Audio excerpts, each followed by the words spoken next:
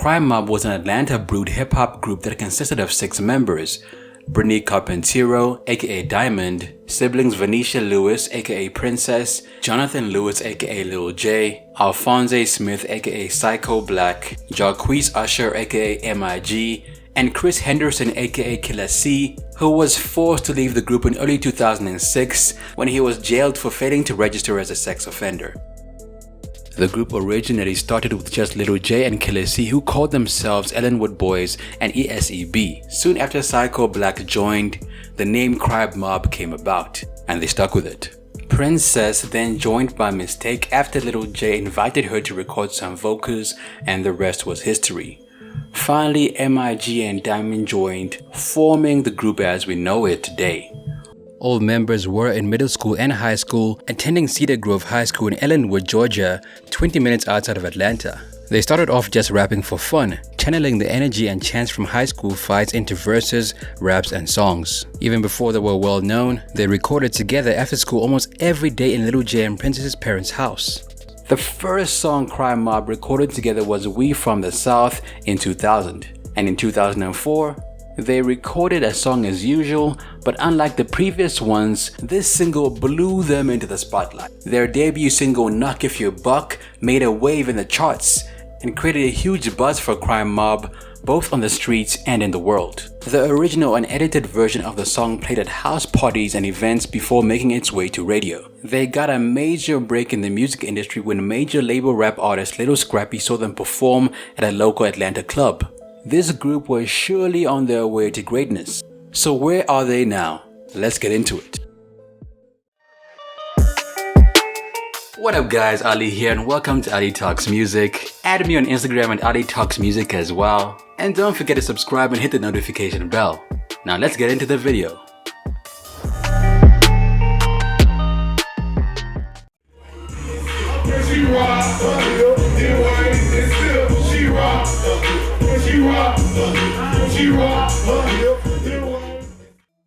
The single Knuck If You Buck peaked at number 76 on the US Billboard Hot 100 and was certified platinum by the RIAA. Knuck If You Buck is one of those songs that is guaranteed to get the crowd jumping.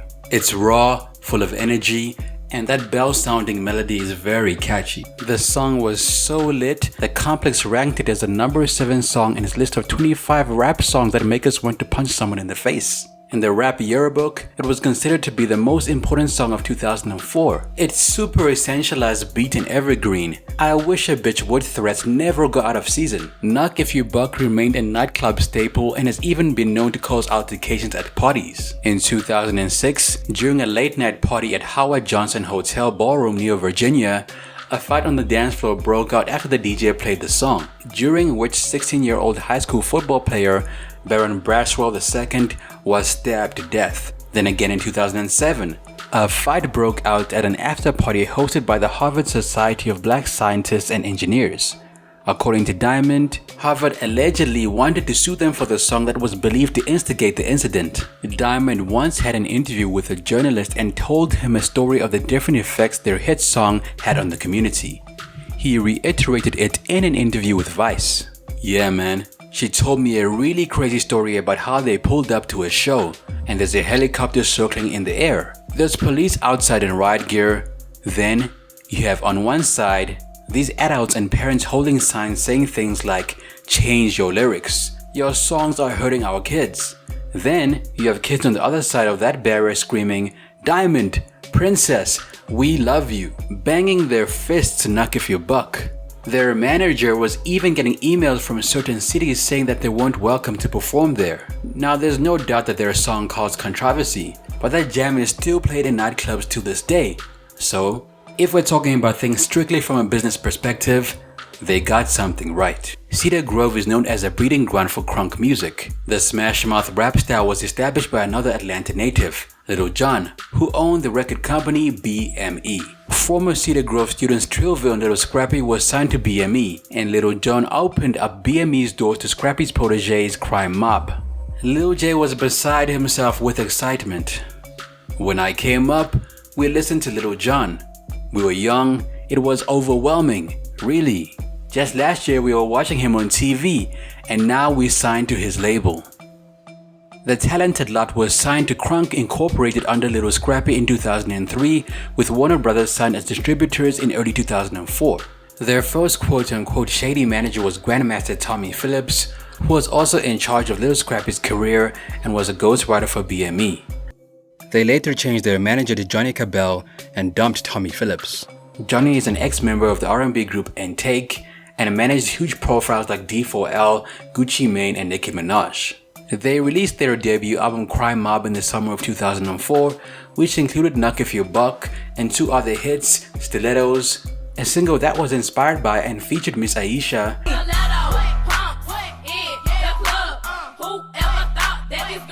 and I'll Beat Your Ass.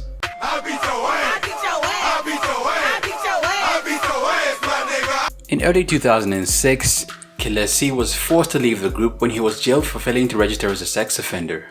His former bandmates returned to the singles charts later than a year with Rock Your Hips, rocking the charts and reminding the world of their presence in the music industry. Little J didn't want Princess and Diamond on the record at first because he wanted the guys to have their own single, but the label told him that they needed to be on it. Good thing they put them on. This single did even better than their debut track, making to the top 10 on the United States R&B hip-hop singles chart. It also made it to the top 40 of the Hot 100 and peaked at number 30 on the US Billboard Hot 100. The video for the song depicts a fictional crime mob college, said to resemble a historically black college. It was part of the songs in their second album, Hated on Mostly, which had other tracks like Circles,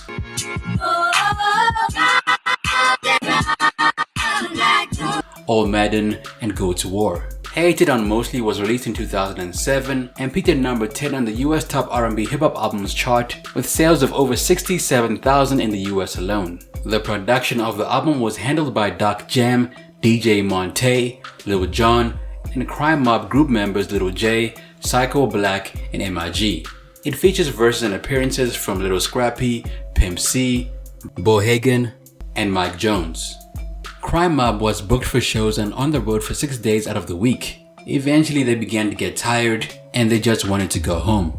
They even begged their manager to stop booking shows. At the time they were teenagers who simply missed their families and home-cooked meals. The guys were running in and out of trouble like normal teenagers, and the girls were feuding with each other over which one was the realest bitch in the group, ultimately resulting in tension within the group. Lil J also shared that this tension caused them to miss out on a lot of money, including a reality show. He went on to say that Diamond and Princess's public altercation during Soulja Boy's party was a huge downfall for the group. Furthermore, when they signed their contract with Crunk Incorporated, they weren't quite knowledgeable about the music business and had no lawyer or guidance for fair representation, thus signing all creativity rights to management. Red Bull Music Academy commented, "Unfortunately, after Crime Mob signed to Little Scrappy's Crunk Incorporated and Little Jon's BME with Warner Brothers handling distribution, the group quickly felt powerless against the music industry. They wouldn't realize until later that manager Tommy Phillips was holding royalty advances from them. They shared that they only received $1,000 out of a $230,000 budget for their studio album to mix and master their debut for release. Creating music wasn't as fun as it used to be now that the music giants were at play. The group also incurred 12-hour workdays in the studio, from 5:30 p.m. to 5:30 a.m. The group described their workdays as the most arduous after-school activity they could imagine. Their manager Tommy was also said to be overly controlling of every artistic decision. "Our first manager had all the creative control over which producers to feature, the final track list, even the album title itself." It wouldn't be until 2015 that the group would finally reap the benefits. Princess shared that they were in litigation with the record company for 8 years, fighting for publishing, creative control, and money that they made and were owed since 2007. Little J also shared his disapproval for all the songs produced by the label on their albums. Things really changed from producing their own content the way they wanted at their parents' house to working in the studio with corporate interests at their back. They no longer called all the shots. In addition to that, Princess and Little J's father Fred Lewis thought Little Scrappy saw the group as a competitor instead of viewing himself as their manager. This view was prompted by the fact that neither Scrappy nor Little Jon were ever in the studio with the members even though they collaborated. Naturally, he wanted Little Scrappy to make Crime Mob even bigger given his platform. When the song says Crime Mob featuring Little Scrappy, the song is already done. He just walks into the studio and bam, he has never been in the studio with them. All these challenges contributed to the unfortunate and sad demise of the group in 2007.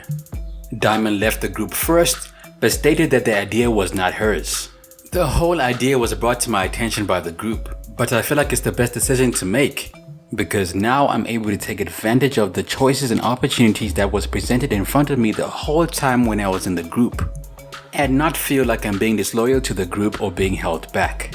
Now it turns out there was more to the story. The truth is the group kicked Diamond out because she decided to walk solo at the 2007 Dirty Awards. She was the only member nominated for the Dirty Chick of the Year award and stated the following: "I wanted the red carpet by myself just because I didn't want to feel like tension, because I was always singled out. Even though I walk solo, I always represent the group. I don't see the issue with it." At the time, our former manager sent the message back to me that the group was like, well, if you walk solo, then you aren't in the group. We talked to Princess, and she said that you're no longer part of the group. What's going on? You got your own solo thing going on, you know? Yes, I do. Yes, I do. At that point, the rest of the members were to continue on without Diamond, but she was such a fundamental part of their appeal. It's not clear whether or not Little J was still with the group at that point. In an interview with the Progress Report, he shared how he unofficially left the group on multiple occasions. The entire crew never actually called it quits altogether, but they did have a few public disputes and never released any new music. Though most members have since recorded or produced their own solo music, the group's disbandment definitely stood as a blow to ATL commercial rap at the time. In 2012, 4 members of Crime Mob reunited to perform at Atlanta's Hot 107.9 birthday bash. Princess wasn't there, and Little J hinted that it was because of existing drama between her and Diamond. Fans were hoping that they would come together after that performance and give the world of hip-hop some much anticipated crunk music. But nothing came of it.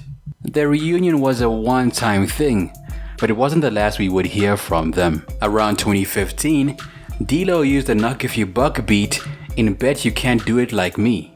Bet you can't whip like me, can't Millie rock like me, can't sexy walk like me. The song reached number 45 on the Billboard Hot 100. Due to the song's performance, the original song received renewed attention. Another 2016 single, Juju on the Beat, sampled this song as well, and it peaked at number 5 on the Billboard Hot 100.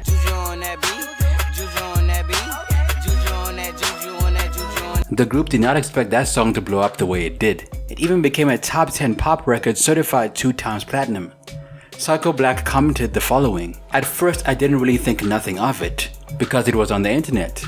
You know how they have little clips of different stuff? I didn't think nothing of it until a friend called me and said, y'all can probably get a check out of this." And they sure did get some checks for it. Around 2017, the group reunited again and performed at the V103 live concert in Atlanta. After the show, they interviewed with Big Tigger and announced plans to drop their 3rd record the same year. Diamond and Princess also announced that they were working on a joint project set to be released in 2017. Crime Mob album number 3 is coming up next, 2017. And Diamond and Princess, y'all got something in the works? It's something. Oh, shoot! We'd soon find that the 5-track EP Vagina Power would not be released until 2019, after the duo reunited to perform at Solange's Met Gala after party. Around 2018, Mike Will Made It got the group together again to collaborate on the song We Can Hit, which was featured on Creed 2 soundtrack.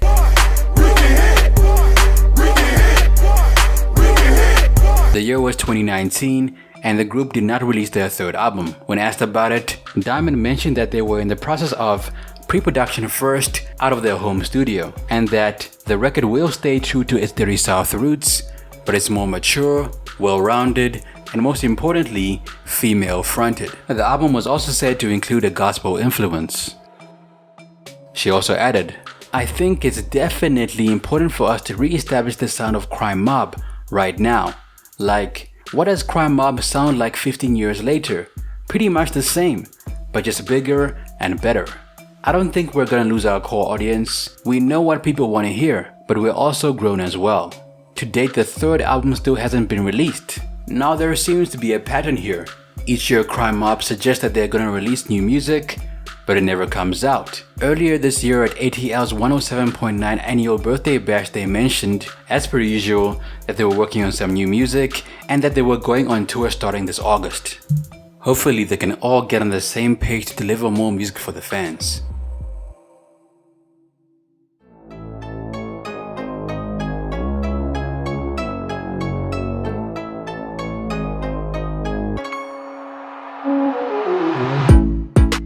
Jonathan Lewis.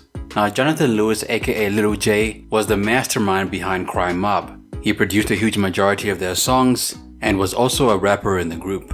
From a young age, he had a musical mindset, beating on the table with pens and pencils as early as the 1st and 2nd grade. He and Princess also came from a musical family, sharing that his aunt and uncles were in a band, where he played the clarinet and trombone. Growing up, Jonathan took Princess under his wing, and they would record themselves performing as kids in the living room. Because Jonathan grew up in a religious household, and because he only had the demo version of Fruity Loops, he had to sketch out the interface on scrap paper and notate his beats with tally marks for where the claps and hi-hats and the bass had to go. At the time, he wasn't able to afford an MPC, so that was the best thing that he could do at the time. Lil J produced a majority of the songs on their debut album, Crime Mob, courtesy of Fruity Loops 3. Before FL, he made beats on a pre-installed recording program on Windows 95. Drop a comment below if you remember those pre-installed Windows 95 apps. That Minesweeper game hit. Anyway, all ideas, verses and lyrics were run by him before being utilized in any actual songs. He created the Knuck If You Buck beat, which we all know is still a sensation as it transcends the evolution of music over the years. He also produced hits like Stilettos, I'll Beat Your Ass, Hated on Mostly, Rock Your Hips, Sign in the Air, and We Some Players. Around 2006, Little J released the mixtape Fight and Shoot featuring the song I'm That Type of Pit, which goes hard.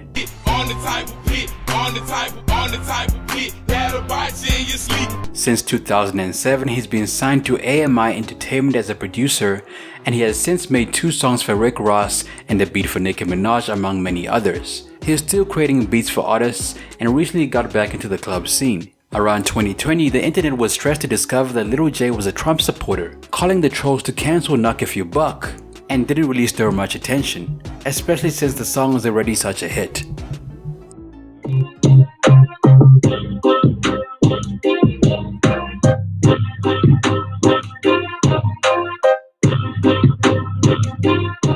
Venetia Lewis. Venetia Lewis, aka Princess Little J's sister, was in the 7th grade when the crew was formed. She was actually born in Germany but raised in Atlanta. She wrote poetry in school and performed in plays which sometimes included raps. Just like Little J, music had always been there in the background for her. Little J exposed Princess to the rap tracks he listened to growing up. She was inspired by his rapping and received a lot of advice and coaching from him. All this formed the basis on which she built a passion and love for music. When Crime Mob started as an all-boys crew and Little J didn't want any girls in the group, she formed her own group called Ghetto Misses. The group included Diamond and a few other girls, but the other members of the group fell through, leaving just the 2 ladies. Lil J later then let them into Crime Mob, which proved to be a wise decision. Princess was unofficially unassigned as the business manager for the group. She was the only one with a job and a cell phone at the time, so she held all the numbers for promoters and the DJs. She also picked up and dropped members off to and from shows and rehearsals, ensuring that they made it to wherever they were going. It didn't feel like work for her because she enjoyed it, but the bullshit from the industry took the passion out of the music for her. After the group broke up in 2007, we saw Princess again at Soulja Boy's 18th birthday party. An argument ensued between her and Diamond, almost causing a physical fight between the two. The late Shorty Law stepped in and tried to ease the tension, but they were already at odds. Towards the end of the clip, the crowd was cheering that they squashed their beef by way of a rap battle. While Princess was on and ready and started freestyling and spitting, Diamond walked away after calling to the crowd to put money on the table. Did she feel like it wasn't worth her time unless she was paid for it? Or was she afraid to go against Princess in a freestyle battle? Hey, do your right up there. Diamond, let's go.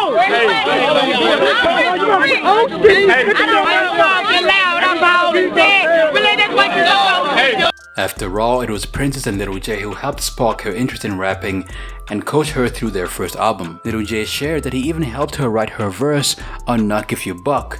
Check out their freestyle on Rap City. Who do you think did better? Since the group broke up, Princess never stopped working. She released a few mixtapes including Taking Over the Throne, Dirty Pop, and PSA, including a single titled I Like It around 2012.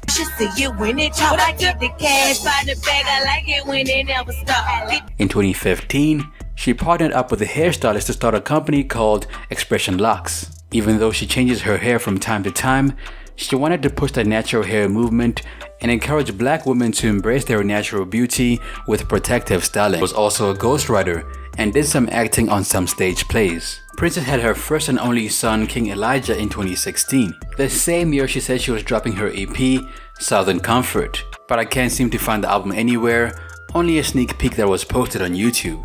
The songs were truly personal and it was nice to see a different side to Princess.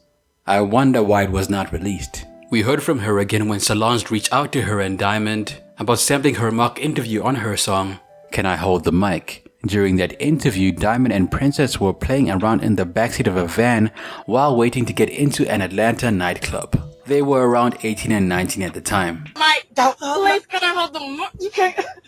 I would like to say that. The rappers were to also join Solange on stage at her 2019 Coachella performance, but Solange pulled out of the show due to illness. Still after that, Solange invited Princess and Diamond to perform at her Met Gala after party, where the sparks of their past crunk camaraderie flew. When asked about her initial thoughts from hearing from Solange, she said the following. Well, first off, we thought we were getting punked, cause the venue, it was very intimate. It wasn't a stage, it was an Indian restart. So, it wasn't really set up for a performance. And then, Solange pulled up and was like, thank y'all for coming. We were both nervous. And then Stilettos came on, and right when she heard that, she just turned around, sat Indian style on the floor, and pulled her phone out. And we were both like, oh shit, it's about to go down. Every time the music comes on, we get in our own trance as performers, and everything else goes out the window. It's about the art and it's about the fans. That performance motivated the duo to get together and finally release their 5-track EP Vagina Power. When asked what caused the delay for its release, Princess stated that they both were working on their individual projects and wanted to focus on getting those done first. The EP takes its title from Alexis K. Tyler's show, which focused on the intersection of sexuality and spirituality. Solange even sampled some clips from Tyler's show on We Deal With the Freakin' and Bins. Now Lil J's views on the EP were not so positive. He thinks it sounds more like a Diamond album featuring Princess type of setup, and wondered why they didn't ask him to produce any songs on the record, or even have any members of the group featured. Princess shared that she wanted to leave the nest and work with other producers for a different sound. Around 2019, she said she was working on an individual album which was to incorporate different sounds and genres including rock, pop and reggae.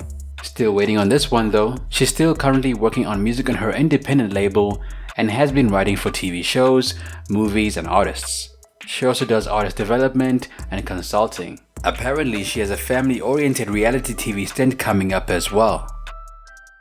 Got 2 tables over there playing spades, and everybody mama and a auntie whipping in the kitchen. Alphonse Smith. Now Alphonse Smith aka Psycho Black and also Money Black was another member of the crew that produced a few songs for Crime Mob, including Go to War, featuring Lil Scrappy and Pimp C, and All Madden on their second album. Around 2009 he also produced a track titled Zone 6 featuring Young Red and Ski Mask. It seems like he's still creating beats till this day. Money Black has a family of his own, and as of around 2016 he became a business owner and opened up a cell phone store in Atlanta. Man, I'm just so happy that the city still supporting us and all the people still supporting us. And if it weren't for y'all, it wouldn't be no us. So, man, we thank y'all, man. Jacquees Usher. Jacquees Usher, aka MIG, now goes by the name Jock Migraine. He was another member that also produced songs for Crime Mob. He released the mixtape Small Circles No Squares late 2010, featuring songs titled The Same Time and My City My Home. He's also got a family that he loves spending time with when he isn't working, and seems to still be very involved in the music scene. He's also very active on social media, so if you want to know more about what he's up to, have a look at his page. When I pull up with your sister, don't be mad, baby. You been out here disrespecting. Christopher Henderson. Christopher Henderson, aka Killa C, is also one of the founding members of the crew. In an interview, Lil J spoke of how he and Killa C would be beating on the tables and taking turns to rap to the beat. Killa C always had a keyboard to keep the tunes coming. He was in the group until he was arrested. It wasn't until around 2006 when a Warner Brothers publicist confirmed Killa C's exit from the group due to guilty charges from child molestation involving his 6-year-old brother. At the time, he was sentenced to 5 years of probation, but got arrested again around 2006 for possession of marijuana and cocaine. That's when they discovered that he never registered as a sex offender and was given a 2-year sentence for both offenses. We saw Killa C again with the group in a 2016 post-show interview where he was acting up, taking calls over his 3 phones during the live interview and speaking over other group members. It got to a point where MIG had to excuse himself from the interview before he put hands on Killa C. Lil J seemed over it before it even started and couldn't even get one word in. Princess tried to save face by commenting, "You always have that one in the family," and "We gotta go through PR training again."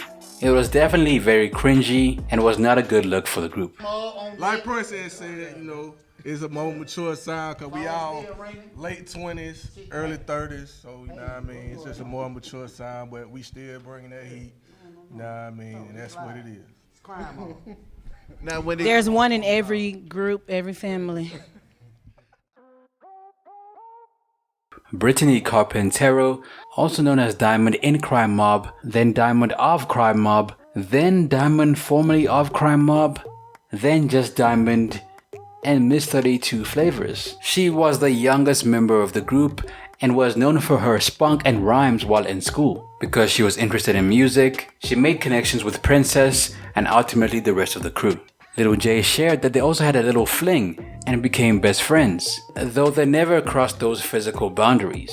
He helped inspire her to give up her cheerleading pom-poms to rap in a group. Now around 2007, Diamond announced that she was leaving the group to pursue her solo career, and since then, she has gotten more exposure than any other member of Crime Mob.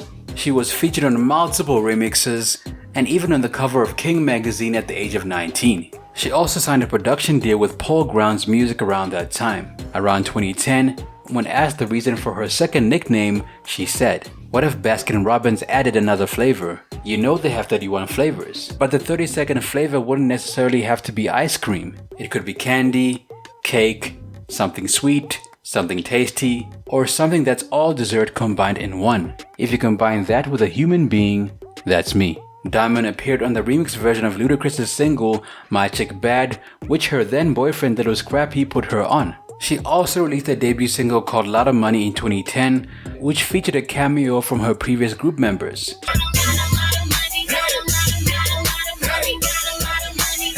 She released another single around 2011 titled Buy It All. Around 2011, Diamond was nominated for Best Female Hip Hop Artist at the BET Awards and even released her album The Young Life around August 2012. She stayed involved in her music and fed her fans throughout the years. She has released at least one mixtape almost every year between 2007 and 2019, featuring singles like Hit That Hoe and Super Bad. If you haven't listened to her music, check out her hits such as NFL, NBA, and Loose Screws, which I think are pretty good. Now, Little Scrappy and Diamond were in a relationship for some time. When asked about her relationship status around 2010, she said, "Yes, I'm still happy with Scrappy. That's my best friend. He'll tell me if he hears something that doesn't sound like me and say, 'That's not you. I think you should write it over. You can do better.'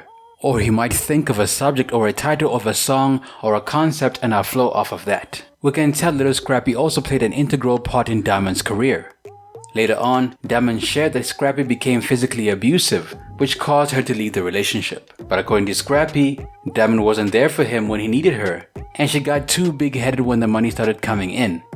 So the relationship got terminated. Little Scrappy said that he was so heartbroken that he could hardly eat or breathe.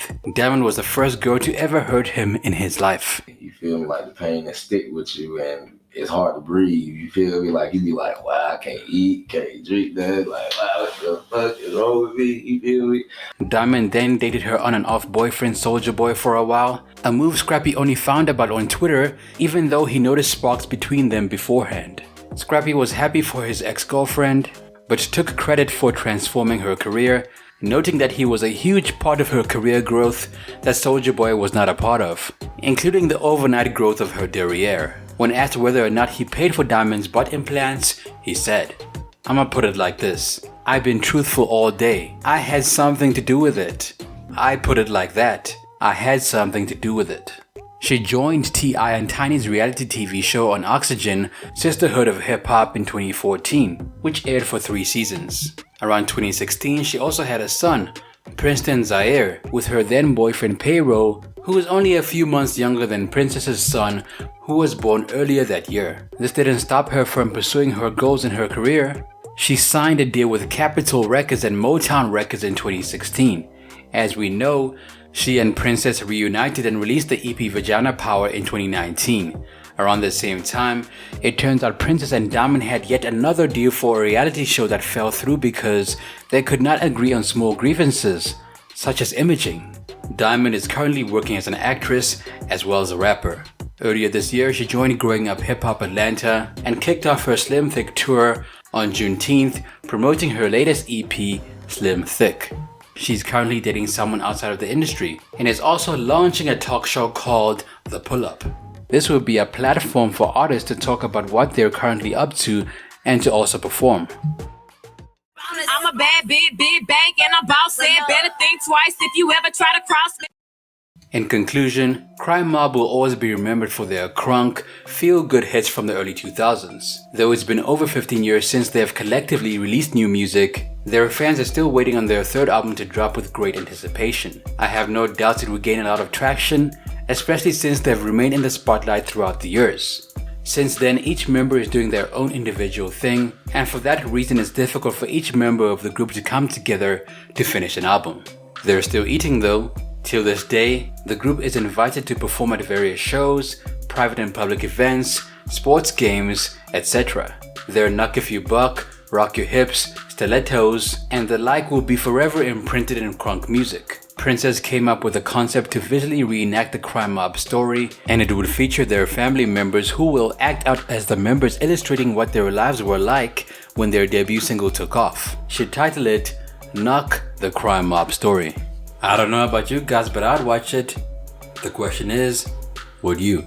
Crime Mob gets about 650,000 monthly listeners on Spotify, and the most popular songs on the platform are Knuck If You Buck, Rock Your Hips, Weekend Hit, Stilettos, and Circles. You know, we all write, we produce and everything, so now this is like our second resurgence, and you know, we're coming back with a storm. That's it for me, man. It's your boy Ali. What happened to Crime Mob in your opinion? Let me know down below.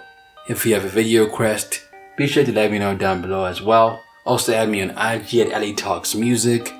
Till next time.